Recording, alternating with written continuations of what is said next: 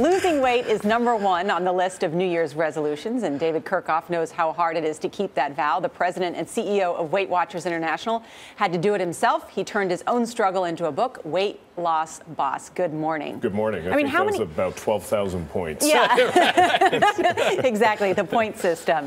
So I have to first show everybody, too, you've got this new book out, but also you're not just the president, we were joking, of Weight Watchers, you're also a client. But this is you before. You were a little bit heavier. We can see it certainly in your face, but nice cat and nice sweater there, Poor Dave. cat, bad sweater. So how'd you lose the weight? By going to Weight Watchers. Yeah. I joined as an employee. I started going to meetings because I thought I should learn more about it, and this very surprising thing happened, which is my health just completely changed in front of me. So yeah, I mean, I just did the program like a lot of people do the program. It took me 9 years to get to my goal weight.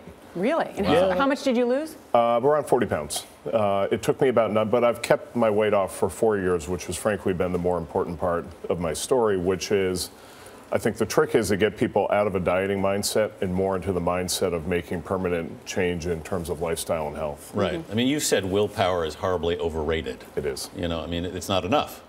Well, the problem is what we know about our brains and our bodies is that they're wired to consume. It's a survival mechanism. Yet we're surrounded today by 600 more calories in the food system per person today versus 1970. We're surrounded by junk food. Yeah. So we're doing what we're supposed to do is we respond to it and we eat, and lo and behold, we have an obesity epidemic.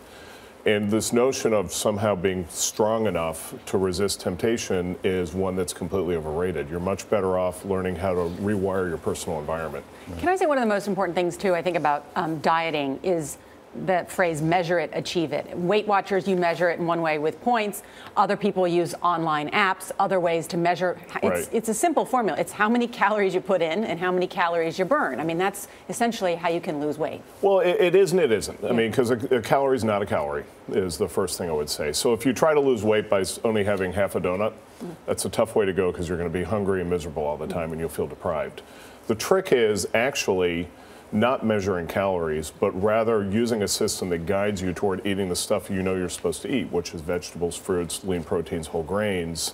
And the value of tracking is it makes you more mindful of what you're doing. So it's less about perfectly managing a calorie equation. It's more about finding ways of nudging yourself toward healthier choices. The CDC says that 2 out of 3 Americans are overweight. Yep. And you've said that the obesity epidemic has the ability to crush the life out of our healthcare system.